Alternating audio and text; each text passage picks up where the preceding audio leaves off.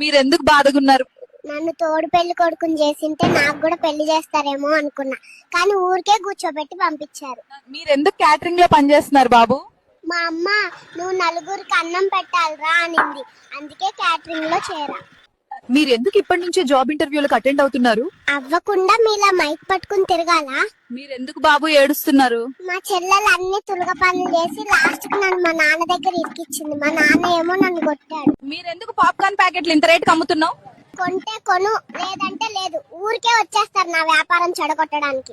మీరు ఇంత చిన్న వయసులో ఛాయ్ అమ్ముతున్నారా? అవును మేడం, ప్రధానమంత్రి కావడానికి ట్రైనింగ్ తీసుకుంటున్నా. మీరెందుకు ఇంత చిన్న వయసులో పానీపూరి అమ్ముతున్నారు? ఏం చేయమంటారు మేడం, నా ఖర్చులు కొద్దిగా ఎక్కువగా ఉన్నాయి. మీరు మీ ఫస్ట్ శాలరీతో ఏం చేస్తారు? నేను మా అమ్మకి బంగారు వడ్డానం కొనిపిస్తా. మీరు ఎందుకు ఇంత కష్టపడి పని చేస్తున్నారు?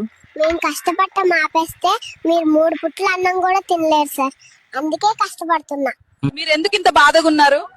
అందరూ ఆడవాళ్ళు ఉన్న బస్ లో కండక్టర్ కి ఏం పని అని నన్ను బస్ నుంచి బయటికి తోసేశారు. ఈ కాలేజ్ లో ప్లేస్మెంట్స్ బాగా వస్తాయా బాబు?